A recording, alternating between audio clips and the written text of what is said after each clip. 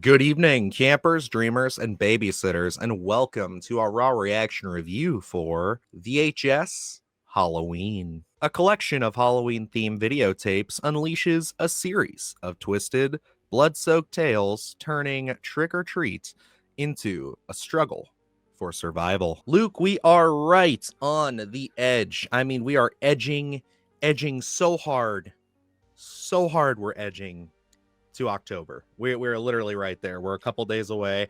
And it would not be right to be going into the Halloween season, October, without talking about a new VHS film. And frankly, it's been no secret for us. We have been very excited since this concept got announced because we do like the VHS movies. You're a very new adopter to them, but they are something that is kind of a sweet treat for horror fans. And the fact that VHS is tackling the holiday of holidays with VHS Halloween, I mean, this has got to be a match made in heaven. Am I right? Oh, without question. When you talk about edging, the one thing that's going to make you pop is when you hear the word Halloween and you're a Mm. big horror fan. So, as soon as this came out that they were tackling Halloween, we were all on board. And as we're going through on Sunday Scaries, we're going through VHS right now. I haven't seen them all yet, but I think the fun portion of the franchise in general is that it's just kind of a grab bag of horror where maybe full installment doesn't work for you, but you can always pull out at least one idea, maybe with an exception of VHS Viral. But, overall, you can at least pull out one story that really does work for you. And I think when you look at VHS Halloween, that our ears perked up. That got us excited because it was like, all you got to do is get those strong Halloween vibes. It opens up the door for a lot of potential. So this one, boy, this changed the game. Yes, this was certainly them stepping into kind of just I want to say like maybe it's a double-edged sword in a way. Like this could be really soft, really fun territory where it seems like a layup for some people. They should have this down, but we've seen in the past that people will set films around Halloween and make that part of their marketing, and then it just doesn't really feel that way. I think the small town Halloween vibes have to really shine through, and I'm happy to report that I think VHS Halloween does that in spades. There are so many classic little feelings when you get into this, especially when it comes to the wraparound segment, when you get to certain segments, just without diving too deep into details, that just really hit on those Halloween feels. Now, there's a couple that I would say, maybe one in particular, that's a little bit of a departure. But, I think for the most part, we are staying extremely consistent and very much in the Halloween season throughout all of these, really laying into some of the tropes, some of the more dark secrets that we've all heard and known about growing up with, people going missing or stuff in your candy kind of stuff. Like they really paid attention and gave us something that I feel like many people, especially horror fans, will be watching from here on out around this time of year. This one really does encapsulate the Halloween spirit for the most part. I think maybe there's one segment I think we're in agreement that doesn't necessarily hit 100% for us. But overall, when we look at Halloween and the concept, I talk about the potential. And I think that's what we wanted out of this installment was really make use of the Halloween potential, the established lore that everyone knows. Even if you're not a horror fan, you just know that comes with the Halloween holiday, and you want that aesthetic. You want that strong Halloween aesthetic, and just have a lot of fun with it. And I think a lot of these installments really check a lot of those boxes. I kept with my experience in VHS Halloween, as I take notes and everything, I was like, "Oh, this is the one to beat." And then it kind of kept changing as I was going through here, just because they were offering so many interesting things in terms of whether it's gore, whether it's a deeper, darker concept, or if it's just a fun Halloween vibe and you're passing out candy. I think that was the exciting portion of this, was that so many of the creatives behind this really had a great grasp on what these stories should be and the concept in general. And when you really look at this,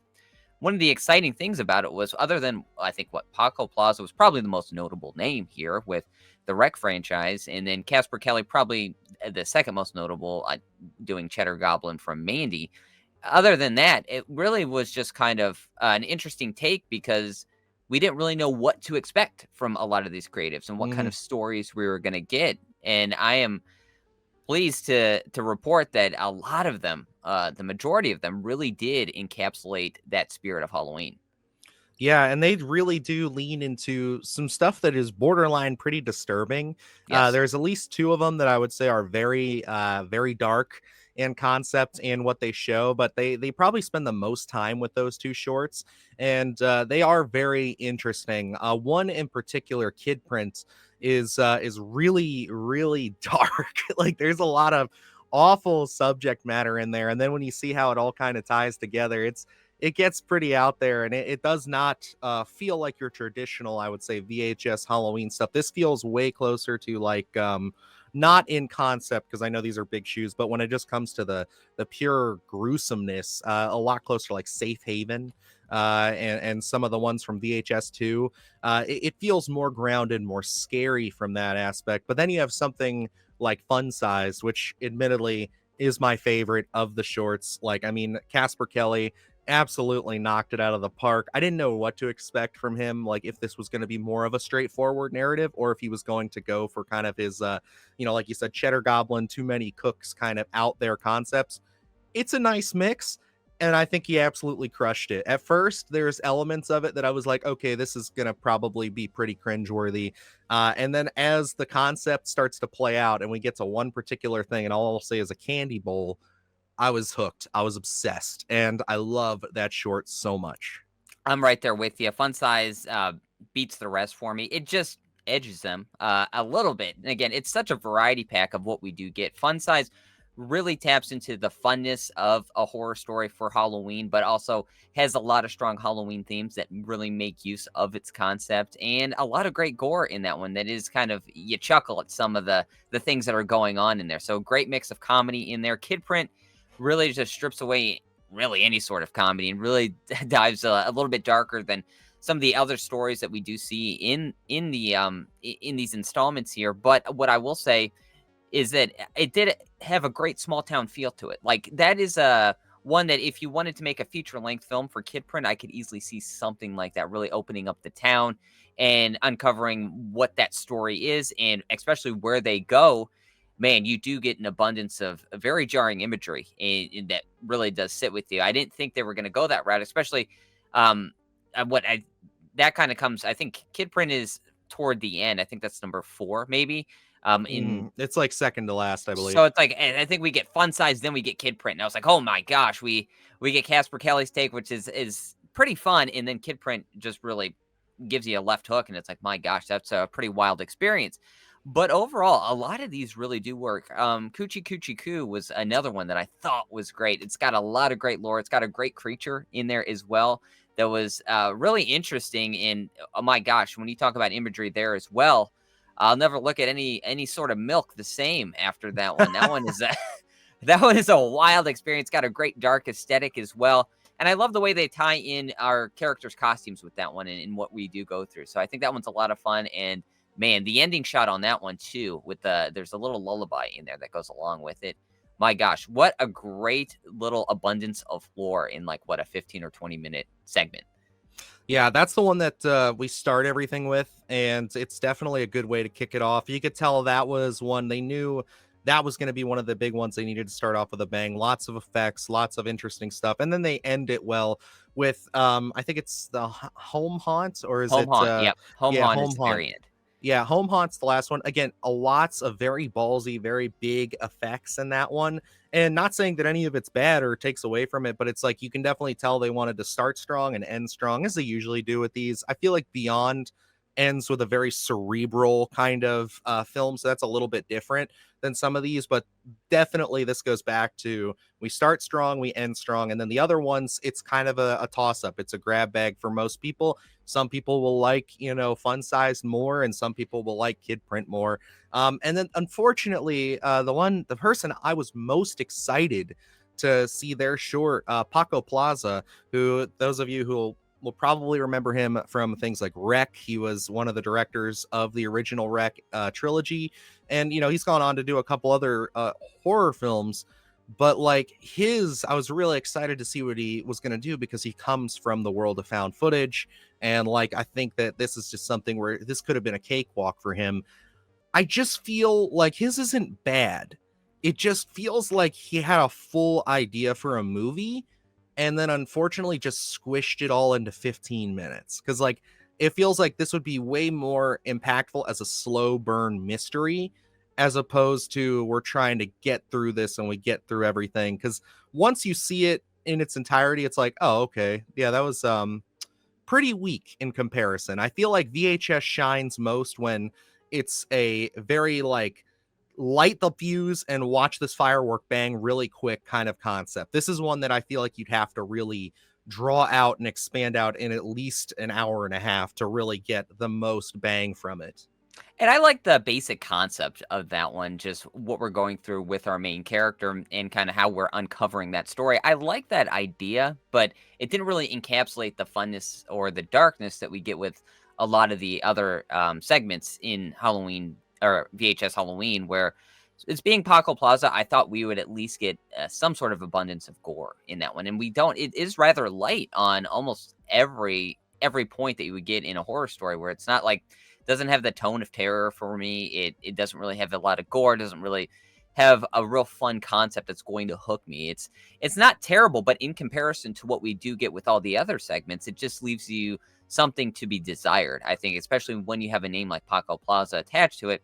That was really the only one that I think going into it, I had some sort of expectation for, and it didn't really check any of the boxes that I was hoping that it would. Now, if this was in a different installment in the VHS franchise, maybe I would say it was a little bit one of the stronger ones. But in comparison to what we do get here with a lot of other strong stories that really do make fun of the Halloween holiday and really take those ideas and really kind of push them to the boundaries of what we can get in these little segments, I just don't think it had enough oomph to really get it across the finish line. But, overall, it's not terrible. It's just kind of going in with an expectation of that one. I think it just left more to be desired. But, the beauty of these installments is that you bounce back rather quickly because I think Mhm. Fun Size is right after Paco Plaza. Yes. So it's like then really bounce back. So they found a great way to mix these ones up to really take you on a bit of a journey. And I don't want to say that they thought that one was weak, but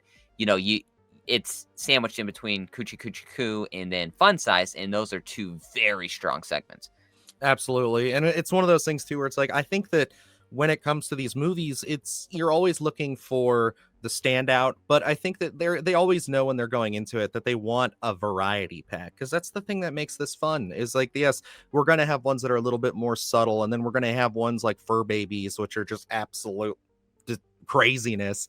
And it's like I love that. And I think that they definitely have found their footing once again with VHS Halloween. This one's probably going to be up there. I need to sit with this a little longer before I can say, hey, this is my favorite, or this one beats out Beyond, or one of the others. It's just like with us all going through the VHS franchise on the Sunday Scaries, it's been nice to kind of reevaluate my thoughts and feelings on all these. So this one's definitely up there, though, guys. I think they're really finding their stride with this. I know we've joked a bunch that we want them to hopefully do a VHS Christmas would be next, or if they stick with the holiday theme, or if they just decide to go in a completely different direction here. I know that they were trying to kind of stick to their trilogies in a sense, where they would do like 3 different films that take place during a different year, the different concepts. We thought, okay, if we're going to do Beyond, maybe they'll do another kind of sci-fi thing. But no, I think like the beauty of this is like let's just keep it moving, let's keep things going, and let's still, if we have the ability to and we have everything set up, let's get an interesting group of writers and directors and creatives here and let's make another VHS year after year. This is a franchise unlike Paranormal Activity, unlike Saw, that I feel like this earns being a yearly project, or at least every other year if we had to do that. It's like I want the quality to stay high, but VHS Halloween has done nothing but show me that there is still plenty of gas in the tank for this franchise, and I hope they keep it going because for me, VHS Halloween is easily a high tier recommend. This one easily taps into that potential of what the VHS franchise should be. As we're going through the Sunday Scaries and tackling each different installment in the VHS franchise, there's so much when you look back and say, oh my gosh, this director did a VHS segment, and now to look at their career now, I think they really knocked out of the park with their how they curated this one in a sense with the creatives behind it. I'm really hoping in 5 years' time we're saying, my gosh, remember when they did that segment in VHS? Because there seems to be a lot of potential here. And when we talk about this becoming a yearly installment, this makes a case for it. We had VHS Beyond last year. That was my introduction into the entire franchise, and that one, as it stands right now, that one was my favorite. And I would say probably right now, I just feel a little bit weird saying VHS Halloween is my absolute favorite, just because it's so fresh right now.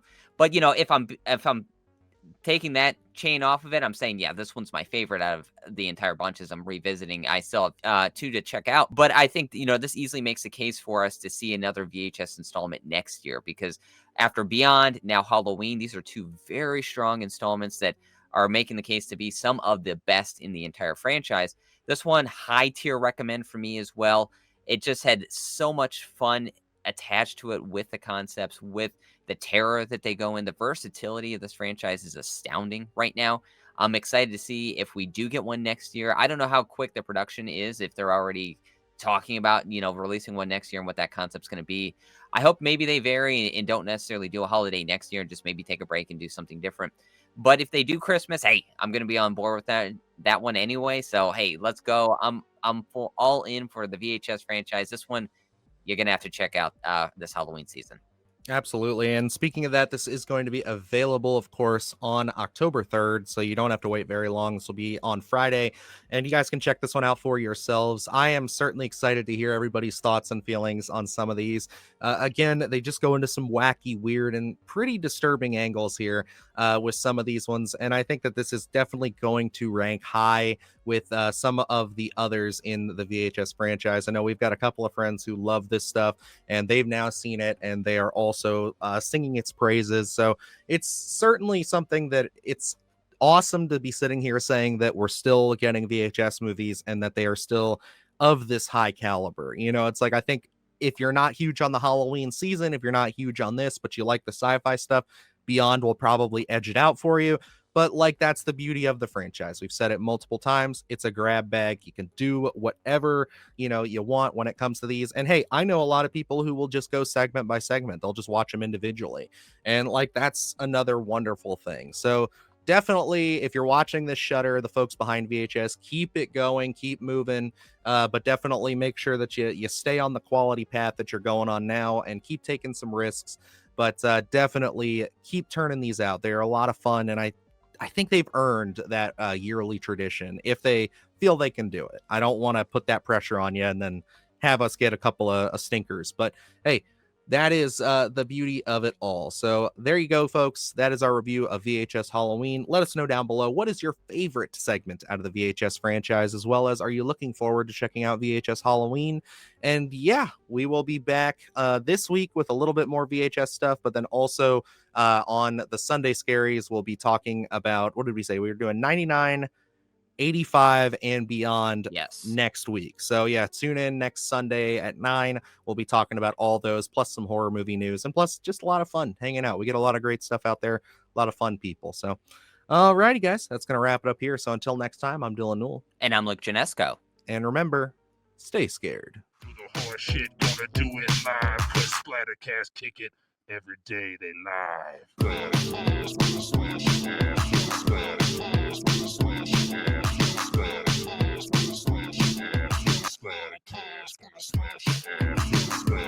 Splattercast, gonna smash your ass. Splattercast, gonna smash your ass.